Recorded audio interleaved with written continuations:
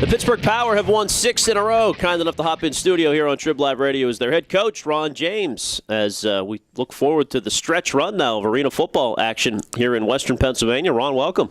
Well, thanks for having me. You're exactly right. We're down the stretch run here. 6 more games to go in the regular season. Another win over New Orleans this weekend at home at Consol, following up that big win over Cleveland. You guys handed them their first loss in AFL action this year. So, boy, you guys must be feeling good, really rolling off a nice streak here. We really love the home cooking here.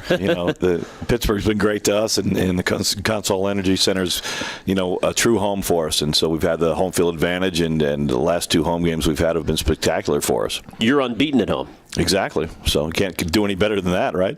You can't. And, boy, I mean, the home wins were so tough to come by for the franchise the first couple of years.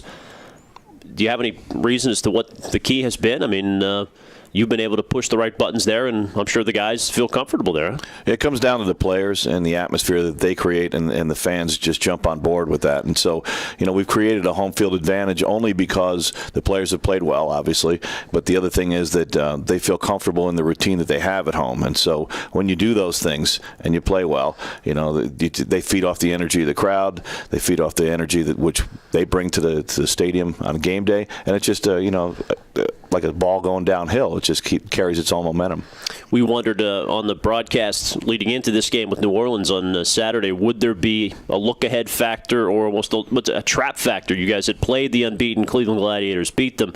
This coming week, Philadelphia, New Orleans had been struggling. Were you worried about that as a coach? I certainly was. I mean, during the week we talked about the fact that, every game is its own animal, so to speak, and we have to be undefeated this week and not worrying about what happened prior and not worrying about what's going to happen in the future. Focus up. I felt like in the first half we played sloppy, and I told the team before the game, I said, these are the type of games where you're either going to come out and you're going to be efficient on both sides of the ball and you're going to play a strong game, or you're going to be a little sloppy. And I challenged them, and we were sloppy in the first half. So at halftime, we had kind of had a very strong meeting, should I say, and some words were spoken that to the effect that we better get ourselves in gear, and we did in the second half. Played a very strong second half, took it to them, and played the way we're capable of playing.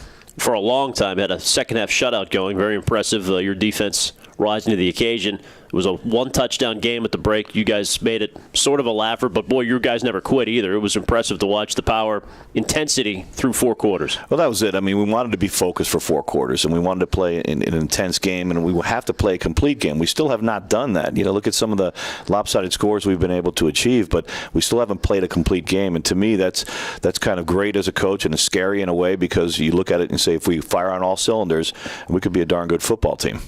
Well, the playoffs are, I know something, it's a dangerous word for a coach to want to handle, and there's still a lot of the season left here, but everybody in Pittsburgh excited the possibility for 3 years prior to your arrival. No taste of that postseason action. You have to go back to the first edition of the Pittsburgh Arena franchise to have it, but just let me get your take on the standings as you stand here now, 9-3 record-wise, and you're still chasing Cleveland in your division, but how about in general the American Conference where you guys are? What kind of position are you sitting in right now? Well, the conference has gotten stronger for sure, and right now, if the playoffs were to start today, we'd be in. We'd be in at the 3 seed only because there's another division that has to have a champion. The division champions get the home games in the first round in the AFL, and so regardless of record out of that other division, there will be a number 2 seed.